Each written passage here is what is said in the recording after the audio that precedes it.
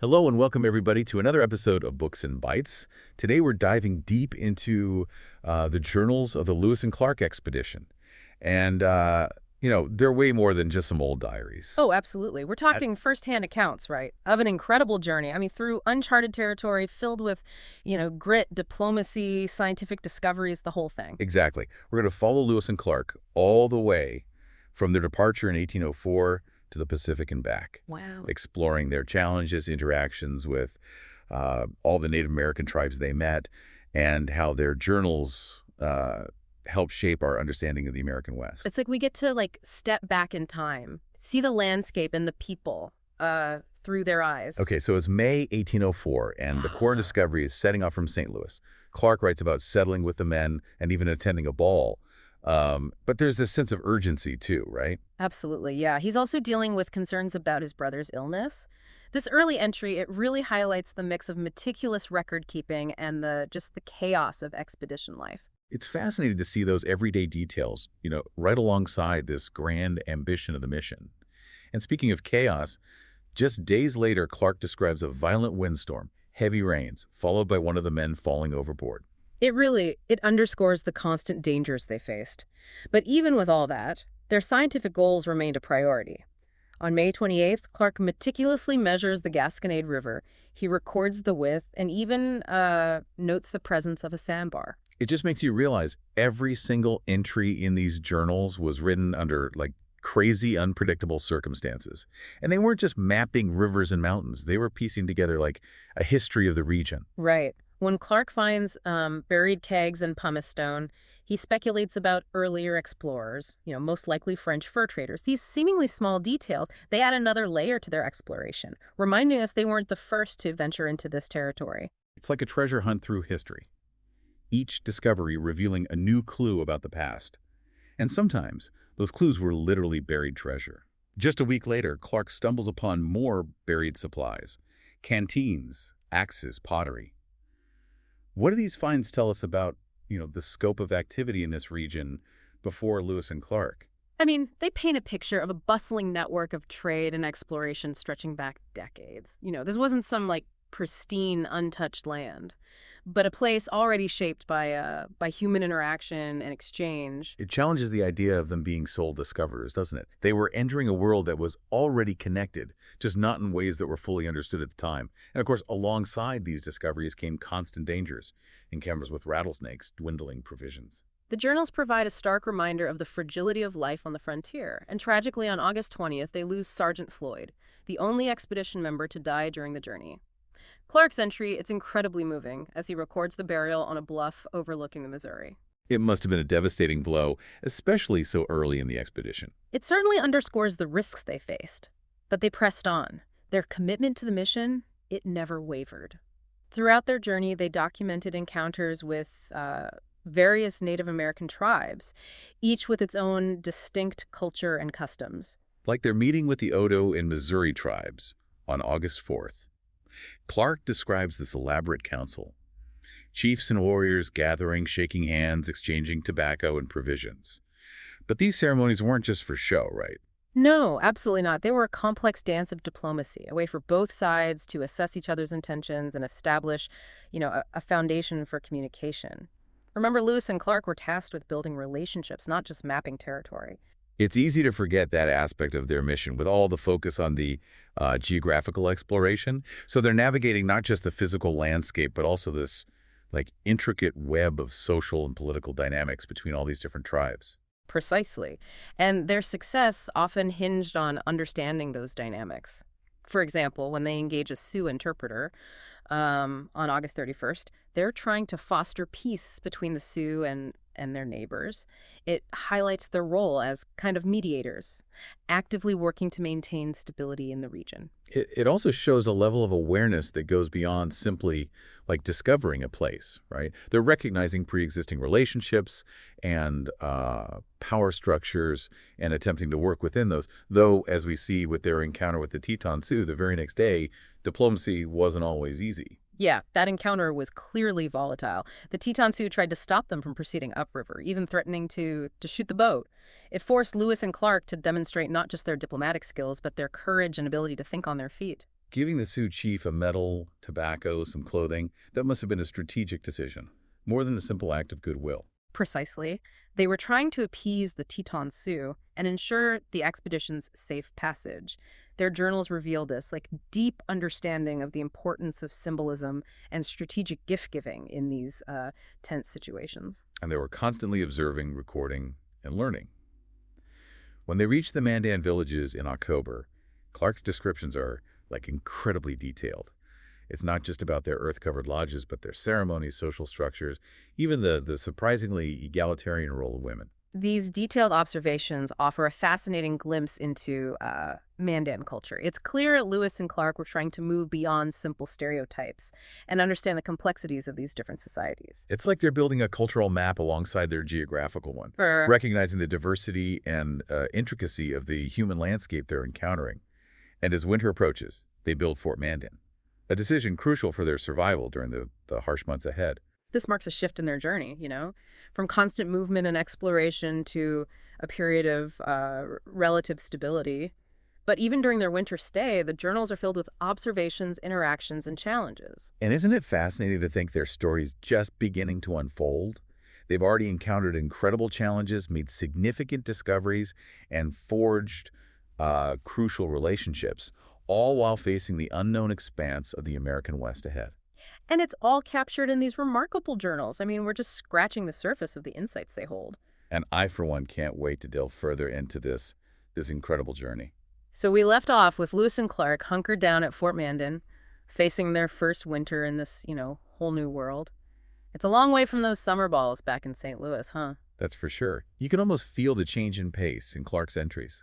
They shift from encounters with new tribes and landscapes to, like, the daily realities of survival. He's complaining about constant rain, dampness, even flea infestations. Yeah, it reminds us that exploration isn't always about those grand discoveries. Sometimes it's about, enduring the mundane, the uncomfortable aspects of life in a really harsh environment. And their Christmas dinner that year definitely doesn't sound very festive. What did they have? Poor elk, which was not very good, and some roots, according to Clark. Oh, man. You get the sense they were really missing home comforts. Yeah, I can imagine. But even amidst those fleas and less than appetizing meals, their scientific curiosity, it never waned. On January 6, 1806, Clark describes this whale that had washed ashore. It wasn't just the sheer size that intrigued him. He also noted how the local tribes were already stripping it for blubber. It's a small detail, but it speaks volumes about how they were constantly observing, not just the natural world, but that interconnectedness between humans and their environment. Exactly. They were learning about the coastal tribes' reliance on the ocean for food and cultural practices, It just further enriched their understanding of this whole new region. And this extended to their continued observations of wildlife. A few weeks later, Clark describes a new species of bird, the brown creeper, meticulously detailing its plumage, size, and even its unique feeding habits. It's amazing that even after achieving their, primary goal of reaching the Pacific, they maintain that level of detailed scientific observation. Yeah, it speaks to their true dedication to that scientific mission, the one entrusted to them by President Jefferson. They weren't simply explorers, they were pioneers of natural history in the American West. And they weren't immune to the social complexities of this new region either. Clark describes this like tense standoff between the Clatsop and Tillamook tribes, who were rivals for resources. It's a reminder that the Pacific Northwest wasn't some peaceful utopia. Right. There were existing conflicts and power dynamics at play, just as they had witnessed along the Missouri River. And Lewis and Clark once again found themselves trying to navigate these delicate situations while, maintaining peaceful relations with all parties. It seems diplomacy was just as crucial to their survival as their navigation skills and knowledge of the natural world. And speaking of skills, they had to become quite resourceful during that winter at Fort Clatsop. Clark describes boiling seawater to make salt, which was essential for preserving meat and seasoning their meager rations. It highlights their adaptability and ingenuity. They were constantly facing new challenges and finding creative solutions, relying on both their own knowledge and what they learned from the indigenous people around them. That reliance is a key theme throughout their journals, isn't it? Whether it's trading for food or learning about local plants and animals or Mhm. relying on native guides, they consistently acknowledge the importance of indigenous knowledge. Absolutely. It challenges that traditional narrative of the lone explorer conquering the wilderness. Lewis and Clark's success, it was deeply intertwined with the knowledge and generosity of the Native American tribes they encountered. It's a refreshing perspective, Yeah. one that recognizes that crucial role of collaboration and cultural exchange in their achievements. Oh, yeah. So as spring arrives, they prepare for that long journey back east, leaving behind the Pacific and heading back towards more familiar territory. But even on their return, they encounter new challenges and discoveries. Their journey home was far from a simple retrace of steps. In fact, they were still actively seeking new knowledge and efficient routes. While traveling up the Columbia River, they encounter this group of Indians who tell them about a potentially easier route across the Rocky Mountains than the one they had taken on their westward journey. Intriguing. Did they decide to take this alternative route? They did. It led them through what is now present-day Idaho and Montana, demonstrating their continued willingness to explore and adapt their plans based on new information. Their journals from this period also detail their reunions with, tribes like the Nez Perce and the Shoshone, highlighting the complex and ever-changing dynamics of those relationships. It must have been a mix of emotions, Yeah. relief at seeing, familiar faces, but also a sense of uncertainty as they navigated the ever-shifting political landscape of these tribal nations. Precisely. And their scientific curiosity never waned. As they traveled further inland, Lewis describes this, beautiful flowering shrub with large white bell-shaped flowers, a species of Philadelphus commonly known as mock orange. These botanical observations, along with the countless specimens they collected, contributed significantly to our understanding of the West's incredible biodiversity. They weren't just passing through, they were truly immersing themselves in the natural world, documenting its beauty and complexity. And of course, their encounters with wildlife continued, reminding them of the inherent dangers of this untamed land. Indeed. Lewis had this close call with a grizzly bear while traveling along the Marias River, narrowly escaping injury. His account of the encounter is heart-stopping. It reminds us that their journey was filled with both moments of awe and moments of genuine peril. It's a side of exploration we often, romanticize, but their journals bring that reality into sharp focus, and their decision to split into two groups as they approach the Missouri River, it showcases their strategic thinking and leadership skills. Absolutely. Lewis led a small party down the Missouri, while Clark explored the Yellowstone River, a major tributary they had missed on their westward journey. This allowed them to cover more ground, gather more information, and ultimately reunite further downriver, sharing their experiences and discoveries. It's a testament to their ability to work both independently and collaboratively, maximizing their efficiency and knowledge gain. And wasn't it around this time that Lewis had that poignant reunion with Sakawea and her family? Yes. They met with the Hidatsa tribe, where Sakawea had decided to stay. It marked the end of her incredible journey with the expedition, and it highlights the lasting impact she had on their success. It's hard to imagine the expedition without her. Her role as translator, guide, and symbol of peace was absolutely essential. But even as they neared the end of their journey, new discoveries awaited. While traveling down the Marias River, Clark describes encountering such multitudes of buffalo that I do not think it possible to calculate their numbers. It's an image that just captures the vastness and abundance of the Great Plains at that time. An abundance that sadly would not last. Their journals provide this valuable glimpse into an ecosystem that would be, irrevocably altered in the years to come. It makes their meticulous observations all the more important, doesn't it? Yeah.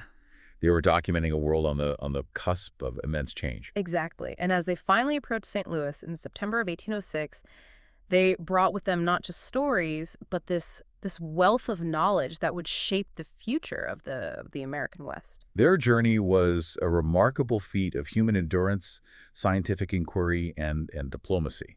And as we'll see in the final part of our deep dive, the legacy of Lewis and Clark's expedition extends far beyond their safe return home.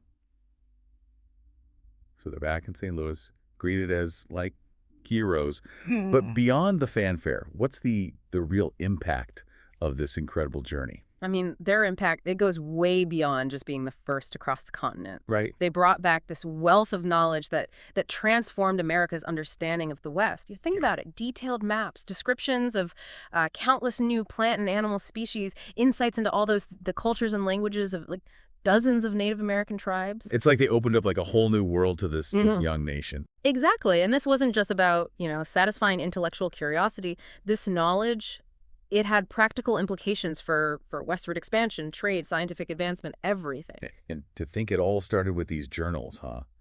Meticulous records of their like daily experiences, observations, struggles. It wasn't just about marking milestones on a map. It was about like truly understanding the land and its people. Right. Their commitment to scientific observation, it was remarkable. Yeah. Take Lewis's description of a porcupine on September 11th, 1804. He meticulously documented its size, appearance, eating habits, even the length of its leaps. This wasn't just like a casual observation. It was a Yeah. scientific record, contributing to a growing body of knowledge about the natural world. It's a reminder that science is often built on these like small, detailed observations Yeah. accumulated over time. And their descriptions of Native American cultures are equally rich, aren't they? Absolutely. They go, beyond those superficial accounts, delving into tribal structures, customs, beliefs, even agricultural practices. What? Their time with the Mandan, it's a prime example. They lived among them for months, right? Documenting their unique earth lodges, complex social structures, even the important role women played in their society. Their journals, they challenge prevailing stereotypes about Native Americans, Yeah. presenting a much more nuanced uh, and humanizing view of these diverse cultures. And importantly, they didn't shy away from documenting the complexities and challenges they witnessed either.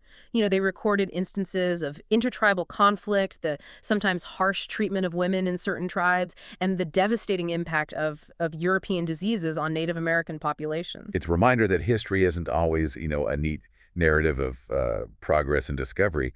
There were darker aspects to their journey, and their willingness to acknowledge those. It adds to the journal's value as historical documents. Yeah, right. They were products of their time for sure.